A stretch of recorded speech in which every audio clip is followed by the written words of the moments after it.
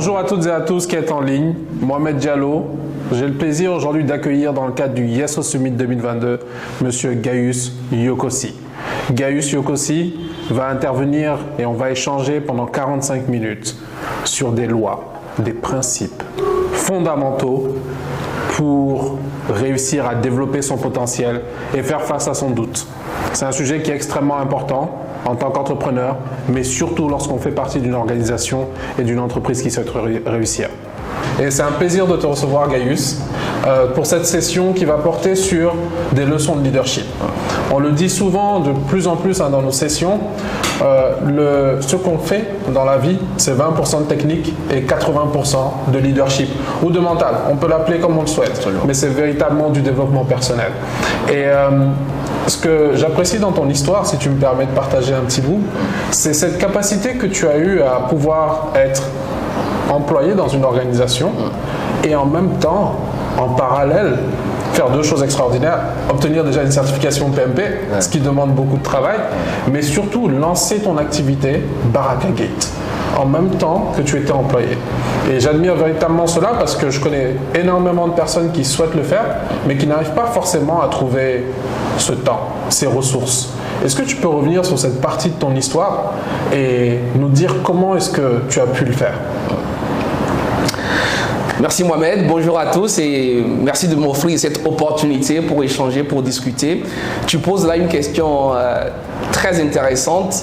Comment je réussis à mettre en place, on va dire, ces projets qui me tiennent à cœur? Je dois reconnaître que lorsque je regarde en arrière et que j'essaie de trouver effectivement d'où est-ce que tout cela vient, je ne peux m'empêcher de penser à un mot, déclic.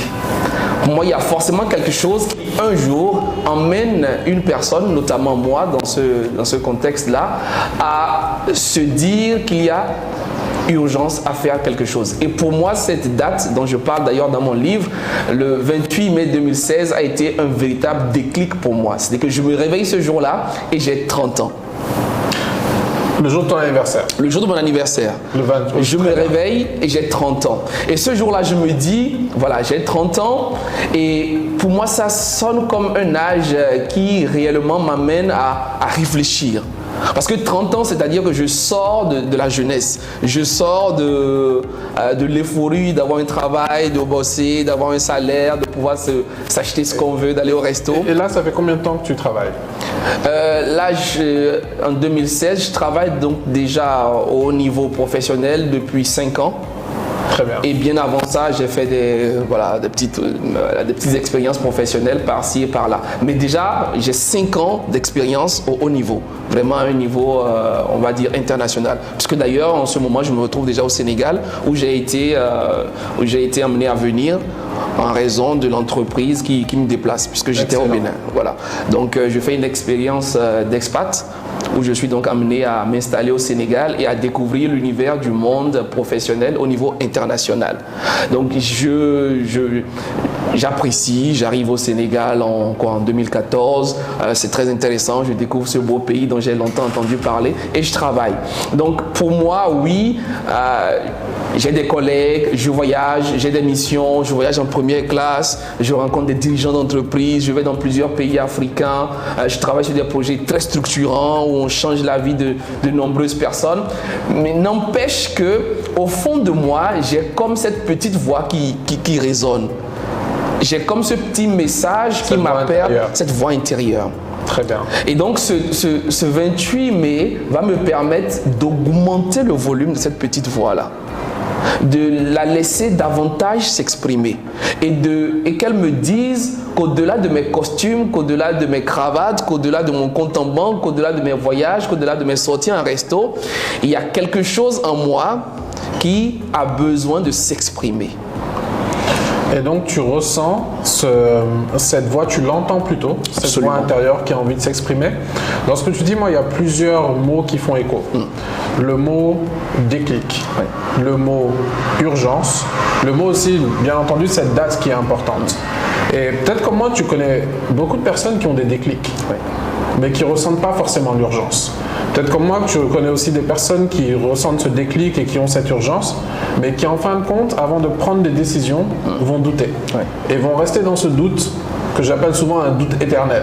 Une illusion de un jour les conditions vont changer et elles vont changer par elles-mêmes sans pour autant se poser la question de quelles sont les actions que je vais mettre en place.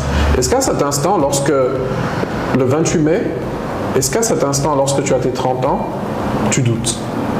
Bien sûr, il y a une place que le doute occupe. Est-ce que je doute? Oui, je doute. Est-ce que j'ai des craintes? Est-ce que j'ai des peurs à ce moment? Clairement, oui. Est-ce que j'étais prêt? Non. Je me lève ce jour-là, je décide de créer. Tu n'étais pas prêt? Non, je n'étais pas prêt. Pas prêt? Non, j'appelle une amie, je lui dis, écoute, est-ce que tu peux m'aider à avoir un logo?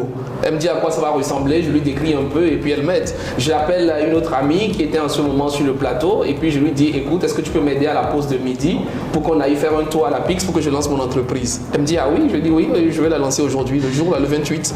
Je prends ma pause de midi, je ne vais pas au restaurant, je ne fais rien du tout, je vais à la Pix rapidement et puis on va au bureau, on prend rendez-vous avec quelqu'un, je fournis quelques documents et c'est là que je lance la comment tu arrives à faire ça en une journée si tu doutes? Et ce doute, comment tu le ressens? C'est dire qu'en fait, les actions, les réflexions avaient déjà été entreprises. Et ce jour-là, je passe donc à la concrétisation. Donc il y a, si tu veux, si on veut repartir sur cet aspect-là, quand je le creuse, je me rends compte qu'il y a 3 catégories de personnes. Il y a la première catégorie de personnes, celles qui vivent dans la confusion. On en a pour à peu près 60% des personnes sur la Terre. Elles ne savent pas ce qu'elles veulent. Elles n'ont pas décidé d'où est-ce qu'elles vont dans la vie. Ensuite, tu as la deuxième catégorie qui vit, elle, dans la frustration. Ça, c'est 35% de personnes. Elles savent ce qu'elles veulent, mais elles ne le font pas encore. Et j'étais dans cette catégorie-là, donc. Et après, tu as 5% de la population. Ces personnes, elles vivent dans l'épanouissement. Elles savent ce qu'elles veulent, elles sont en train de le faire et elles adorent ce qu'elles font. Elles se lèvent avec la banane, elles se couchent en ayant le sentiment d'un devoir accompli. Donc ce jour-là, en réalité, oui, j'ai des doutes. Est-ce que ça va marcher? Est-ce que ça va fonctionner? Est-ce que je vais pouvoir m'en sortir? Qu'est-ce que ça va devenir? Est-ce que je pourrais recruter? Il y a 1000 questions sans réponse. N'empêche que ce jour-là, je passe à l'action. N'empêche que ce jour-là, je vais et je crée mon entreprise. Quelques jours plus tard, les papiers sortent, mais là, je me sens plus comme une personne qui sait créer son couloir, qui a commencé par marcher vers son épanouissement. Et donc, à cette étape, tu passes, si je reprends les chiffres, 60% de confusion, 35% de personnes qui vivent frustrées tous les jours et 5% qui vivent dans l'épanouissement. C'est très peu à l'échelle mondiale. Oui. Si on prend même 7 milliards d'habitants, c'est très très peu. Et donc, tu prends cette décision, il y a le doute, mais il y a quand même une variable qui reste. Tu es encore employé. Ou tu démissionnes ce jour? Non, je ne démissionne pas. Je me donne 3 ans. Je me donne 3 ans pour travailler ce que j'ai appelé la transition. Donc 3 ans de transition. 3 ans de transition, parce que pour moi, dès que tu as un projet, tu le commences. Dès que tu as un projet, tu le commences. Oui, je le remarque au niveau de chefs d'entreprise, de leaders, qui veulent bien aller sur un nouveau marché, qui veulent bien externaliser, qui veulent bien développer leur business, mais qui ont peur, qui attendent d'avoir la certitude que ça va prendre et qui, 2 ans, 3 ans, 5 ans plus tard, vont voir le même projet être développé par quelqu'un d'autre, vont voir une multinationale venir et s'accaparer cette niche-là. Exact. Je le remarque tous les jours que Dieu fait. Et c'est... Pour moi, je t'écoute avec beaucoup d'attention et je repense dans ma tête à plusieurs situations que j'ai vécues. Nous, comme tu le sais, on accompagne des organisations en Afrique francophone à pouvoir se développer grâce au digital marketing. Et on réalise que souvent, la technique n'est pas le problème. Très bien. Lorsqu'on travaille avec nos clients. La technique n'est pas le problème. Très souvent, c'est plutôt notre capacité à avoir du leadership. Et quand je dis notre capacité à avoir du leadership, avec le client, on forme une équipe. Et donc, c'est le leadership global de cette équipe. Et ce que je veux te poser comme question, c'est de savoir ce doute qui existe dans nos entreprises, cette peur qui existe. Quel est son impact en fin de compte? L'impact en fin de compte, c'est qu'on n'avance pas. L'impact, ça va être l'effet tapis roulant. On n'avance pas, mais d'un autre côté, on se sent bien parce qu'on ne sort pas de sa zone de confort. Bien sûr. Mais on n'est pas fait pour être bien. On n'est pas fait pour se sentir bien. On n'est pas fait pour être bien, c'est-à-dire... Non, on n'est pas fait pour se sentir bien. C'est-à-dire, Gaius, là, je suis sûr que ceux qui nous suivent en ligne, ils se disent, bon, à cet instant, qu'est-ce que tu veux dire par...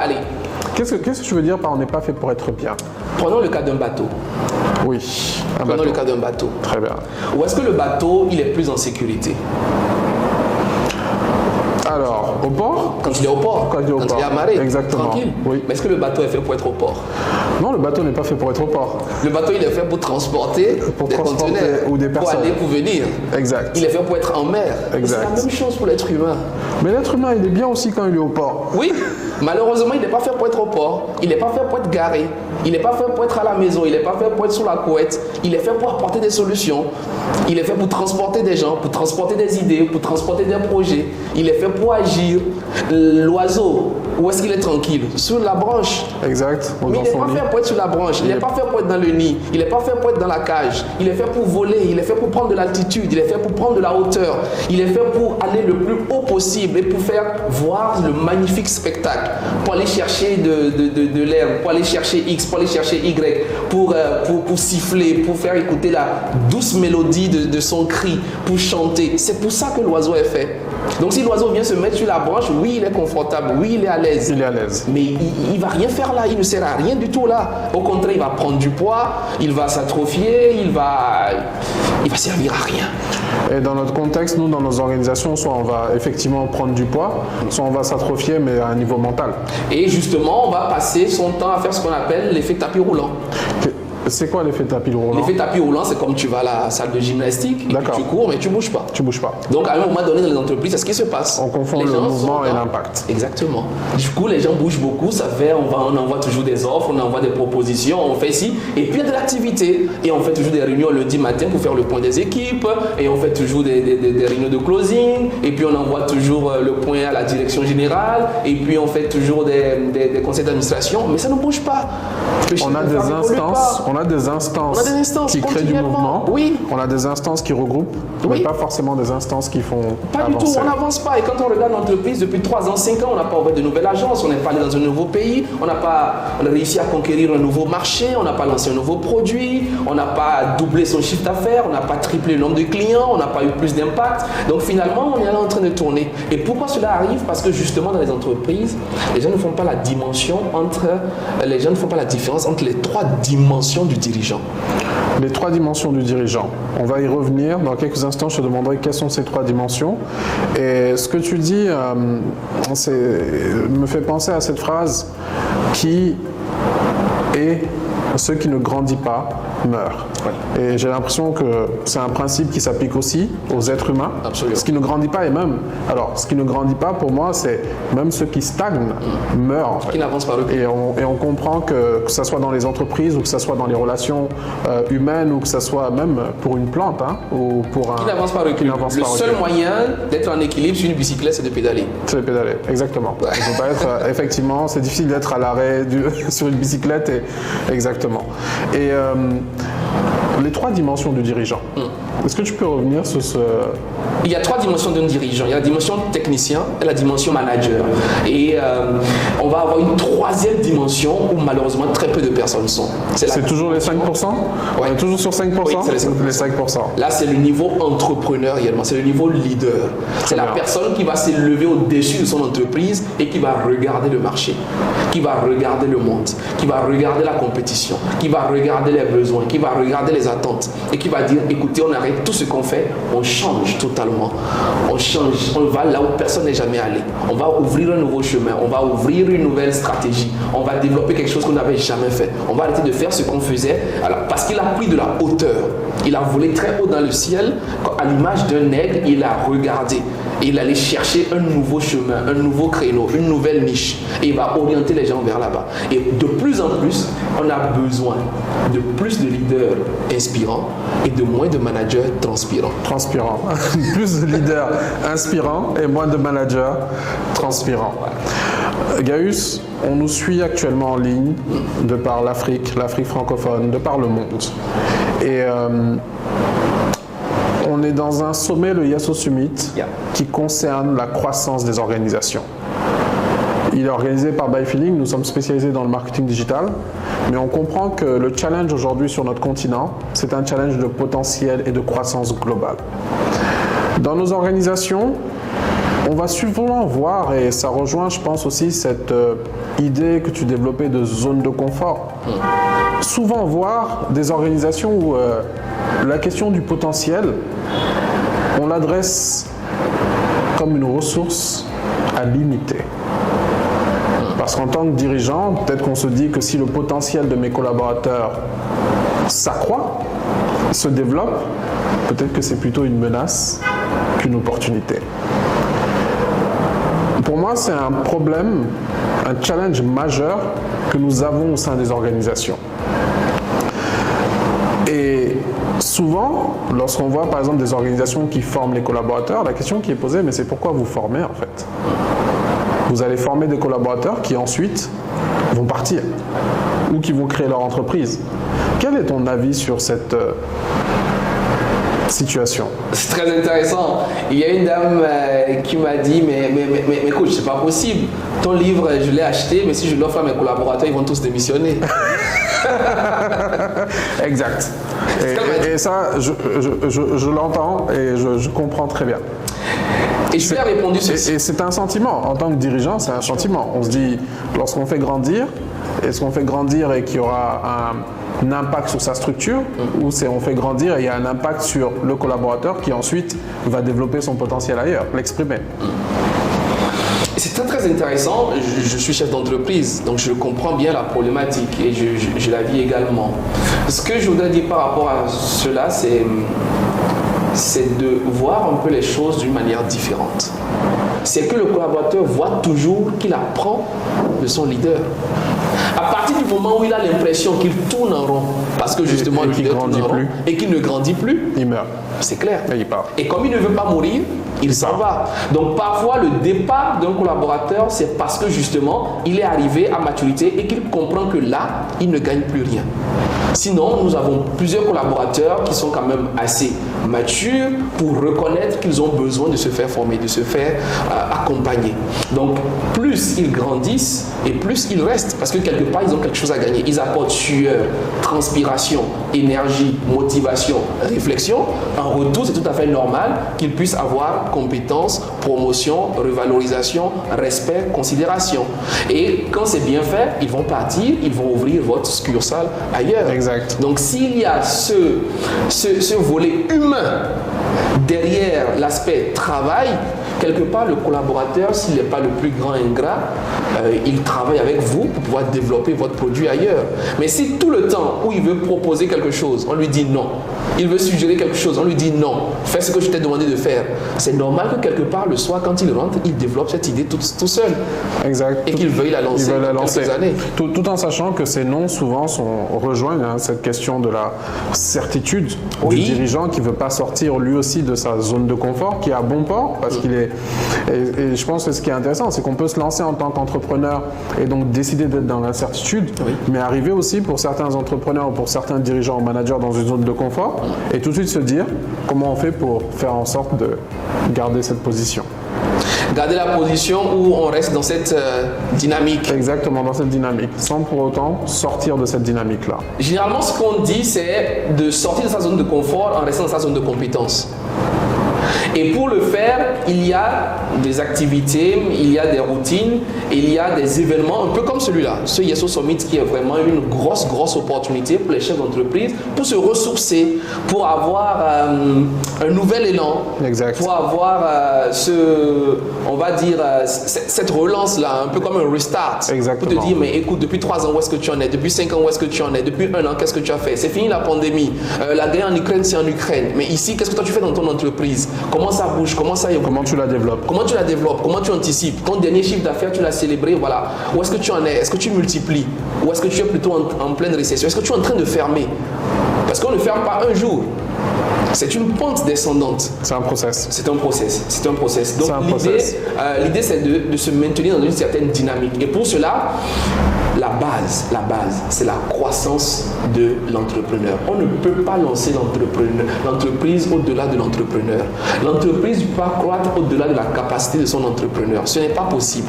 C'est-à-dire qu'une entreprise ne peut pas aller plus loin que la capacité de son entrepreneur. Même si elle fait un bond parce qu'il y a eu un gros contrat qu'on a a eu, on va très vite revenir dans ces standards. Donc, pour réussir à maintenir l'entreprise dans un niveau de croissance continue, il faut que l'entrepreneur soit en avant sur son entreprise. Exact. Et c'est un principe aussi qu'on va retrouver dans des domaines techniques. Hein. Même lorsqu'on fait du digital marketing, au moment où on apprend, on applique ce qu'on a appris, mais ensuite, lorsqu'on arrête d'apprendre des retours, par exemple, de ses clients ou qu'on arrête d'analyser les statistiques, on n'a plus la possibilité de croître, en fait, et de faire croître son activité. Voilà un domaine qui est très, très sévère dans l'application de ce principe. Il est très sévère parce qu'il a une grosse part de... On dit souvent chez ByFeeling que le marketing, c'est à la fois une science, mais à un certain moment, c'est de l'art. Mais la partie scientifique est une approche qui est méthodologique, est une approche qui est très analytique, qui est basée sur les chiffres. D'accord. Et la partie artistique, c'est comment finalement on arrive à toucher les personnes, à adresser un message qui va leur permettre de régler leurs différents challenges, de relever leurs différents challenges. Et on va se retrouver aussi en septembre. Il y a cette formation, le YesO Mastery. C'est 4 jours. On va se retrouver en septembre. Pour ceux qui nous suivent en ligne, Gaius sera présent lors de cette session pour véritablement aller un peu plus en profondeur sur le sujet qu'on aborde aujourd'hui. Exactement. Parce qu'on l'a compris, ce qu'on fait, c'est à la fois de la technique, mais c'est beaucoup de leadership et beaucoup de mental. Et si on veut développer une Afrique qui est forte avec des PME et des entreprises qui arrivent à créer de l'emploi, qui arrivent à pouvoir offrir des opportunités à cette jeunesse qui en demande, qui est créative, il est important qu'on puisse développer à la fois le potentiel des dirigeants, tu en parlais tout à l'heure, des entrepreneurs, mais aussi à la fois le potentiel de toutes les équipes en fait, qui accompagnent ces dirigeants. Gaius, ça fait donc plusieurs années que tu es à ton compte, que tu es entrepreneur, que tu accompagnes des dirigeants, que tu accompagnes des managers, que tu accompagnes des entreprises au Sénégal et dans d'autres pays d'Afrique. Moi, j'aimerais que tu puisses nous partager quelques leçons. D'accord. Qui concernent soit le potentiel, le leadership, mais des leçons clés qu'on a la possibilité d'appliquer pour quitter le port. Je vais reprendre l'image du bateau. Quitter le port, naviguer en haute mer, affronter les tempêtes, aller à un autre port, livrer sa marchandise et revenir. Quelles sont ces leçons ? Et je vais te challenger 5 leçons, Gaius. 5 leçons à partager. Je veux 5 leçons que je pourrais noter. Je veux prendre mon bloc-notes que je vais noter. D'accord. On est parti pour 5 leçons. Première leçon, la leçon de base, la leçon fondamentale, c'est découvrir le soi, le fameux soi. Avoir confiance en soi, ne plus douter de soi, pouvoir être soi-même, ça tourne autour de cela. Donc, aller à la quête de soi. Nous sommes des êtres humains, pas des actes humains. Très rapidement dans la vie, on se trouve emporté par le flot des activités et on est très occupé. On fait ci, on fait ça, on est père, on est mère, on est manager, on est cadre, on est responsable, on est X, on est Y, c'est très bien. Voilà. Mais il faut apprendre à se découvrir. Et pour moi, la lumière vient de l'intérieur. Donc, la première base, c'est d'apprendre à savoir qui vous êtes, qui êtes-vous. Il faut aller à la quête de vous-même. Donc, ayez davantage de moments personnels. Il n'y a aucun grand leader, il n'y a aucun grand dirigeant qui ait réussi sans avoir ces moments personnels. Le rendez-vous avec soi-même. Pouvoir s'asseoir le matin très tôt. Pouvoir s'asseoir très tard le soir. Pouvoir se réveiller et se mettre tout seul sur son lit, tout seul dans son bureau et se poser des questions essentielles. Et tu le fais ? Bien sûr. Combien de temps à peu près ça te prend ? Tous les matins, 5 minutes maintenant. 5 minutes ? Oui, tous les matins, se poser des questions, se recentrer sur ses valeurs, sur ses principes, sur réellement ce qu'il y a à l'intérieur de soi. Parce que très rapidement, on peut traverser la vie au lieu de vivre. Exact. On peut Donc, traverser il est la vie. important de se demander qu'est-ce qui compte pour moi ? Qui suis-je réellement ? Moi, c'est une question, par exemple, que je me pose tous les matins dans ma routine pour véritablement me recentrer sur les priorités. Formidable. C'est le deuxième point. Le deuxième point, c'est arriver à se projeter à son dernier jour. Je ne sais pas combien d'années vous souhaitez vivre, et je vous le souhaite. Je vous souhaite que vous puissiez vivre autant et en bonne santé. Donc, projetez-vous à cette date-là, à la date où vous partez, à la date où vous disparaissez de la Terre. Donc vous avez peut-être 90 ans, 100 ans, peu importe. Mais ce jour-là, quand vous partez, qu'est-ce que vous avez construit? Qu'est-ce que vous avez bâti pour vous-même, pour votre famille, pour votre société, pour votre environnement, pour votre village? Qu'est-ce que vous bâtissez derrière vous? Donc il est important de savoir que je vais partir un jour. Donc qu'est-ce que je vais laisser comme image? Qu'est-ce que je laisse comme héritage? Cela s'appelle l'exercice de la pierre tombale. Donc vous imaginez que vous êtes parti. Qu'est-ce que votre fils va dire d'après vous? Qu'est-ce que votre femme pourra dire? Que pourra dire votre époux? Que pourront dire vos collègues? Il a été, elle a été, de manière juste, de manière véridique. Donc honnêtement, qu'est-ce que je voudrais que les gens disent de moi? Très bien. Voilà, ça c'est très important, c'est le deuxième point, donc se projeter. Et le troisième point, bien entendu, ça va être relier ces deux-là. Avoir un plan pour sa vie. Et il est frappant de constater à quel point certains de nos projets sont tellement planifiés. Avec des jalons, avec des dates, avec des plans B, avec des indicateurs, avec des éléments, mais c'est extraordinaire. Et de voir comment à côté notre vie, aucun plan.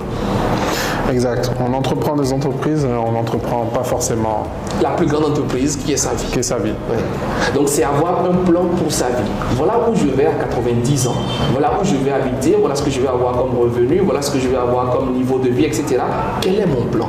À 35 ans, je serai où? À 40 ans, je serai où? À 50 ans, je serai où? À 60 ans, où est-ce que je serai? Ce qui est sûr, c'est que si tu n'as pas de plan, tu vas échouer.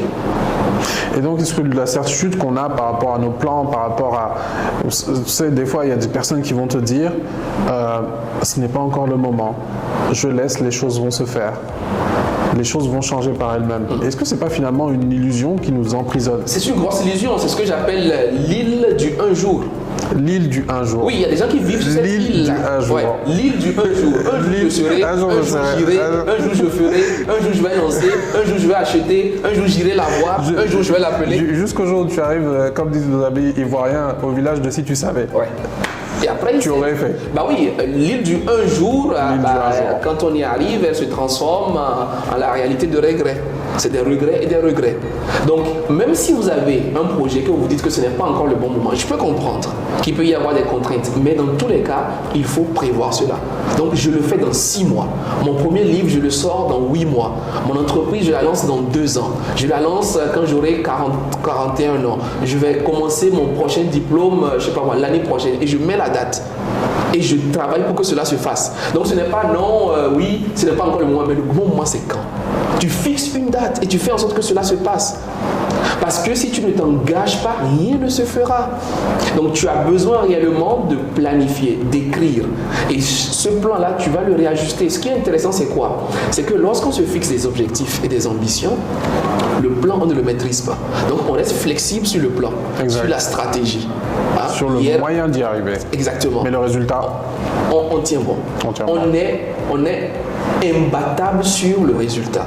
C'est que l'objectif, on doit y arriver coûte que coûte. Mais la stratégie, le moyen, les personnes par lesquelles on va passer, voilà, on va toujours être flexible. On va toujours revisiter cela parce que on ne maîtrise pas tout. On ne maîtrise pas tout. Ensuite, la visualisation. En marketing digital, on parlera de fixer ses objectifs SMART. Super. Quels sont les objectifs SMART? Et le troisième point, c'est la planification. Quelles sont les tactiques digital marketing qu'on va utiliser pour atteindre cet objectif-là? Faire le point, définir sa destination, trouver le chemin ou les chemins que nous allons emprunter.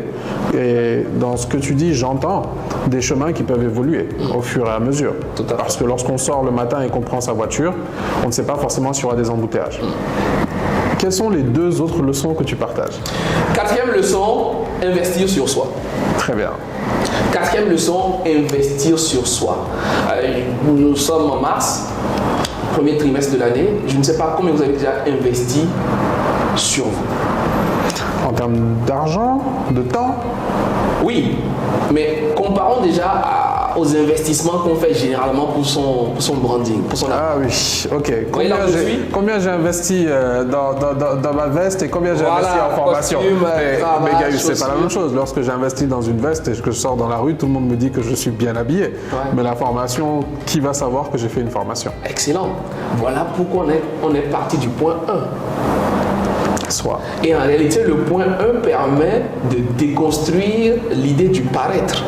Parce qu'à partir du point 1, je me recentre sur moi et je me demande qu'est-ce qui est important pour moi. Est-ce que je veux que les gens me voient, que les gens m'apprécient, même si je n'ai rien, même si mes enfants ne mangent pas à la maison, même si je rentre et que j'habite dans un endroit qui ne me plaît pas, même si je ne suis pas heureux dans mon travail, mais au moins je fais semblant d'avoir un emploi, même si je ne suis pas heureux, ou est-ce que je veux m'épanouir? Donc avec le point 1, quand on a réussi le point 1, on est sorti de la prison du paraître. On est dans réellement le soi, l'authenticité. Donc le point 4, c'est investir en soi. C'est apprendre à se développer. C'est comprendre que pour que mon projet avance, pour que j'ai quelque chose de nouveau, il faut que je sois quelqu'un de nouveau. C'est se donner les moyens d'arriver à ces projets. Donc c'est doper son homme intérieur, c'est doper son esprit, c'est faire grandir sa mentalité, son mindset. Et c'est vraiment une fois de plus l'occasion de remercier By Feeling pour cette opportunité qui permet aux entrepreneurs de grandir, de se booster, d'être dans un environnement qui leur donne plus de ressources avec tous les experts qui sont passés. C'est extraordinaire. C'est le but. Ouais. C'est vraiment le but. C'est le but que d'apporter ces ressources, ces outils pratiques, ces déclics. On a commencé notre échange en parlant de déclic, d'apporter ces déclics pour qu'on puisse développer le potentiel de ces entrepreneurs et aussi de leurs équipes. Donc, véritablement, quel est ton 5e point, ta 5e leçon? La 5e leçon, qui est transversale, elle ne se fait pas là, c'est pas parce qu'elle est la moins importante, mais elle est transversale. À partir d'aujourd'hui, c'est une leçon qu'on peut appliquer au quotidien. C'est servir. Le service. Le leader, c'est le serviteur. Serviteur. Oui, le leader n'est pas là pour se servir des gens. Il n'est pas là pour se servir en premier. Le leader, c'est un serviteur. L'entrepreneur, c'est un serviteur. L'entrepreneur est au service de ses clients. Il est au service de la société. Il est au service de ses collaborateurs. C'est quelqu'un qui aime les gens. C'est quelqu'un qui veut répondre aux besoins des gens. C'est quelqu'un qui veut apporter des solutions. Et vous avez remarqué que les entrepreneurs ont des blocages à certains endroits. Exact. Et vous venez leur apporter du contenu.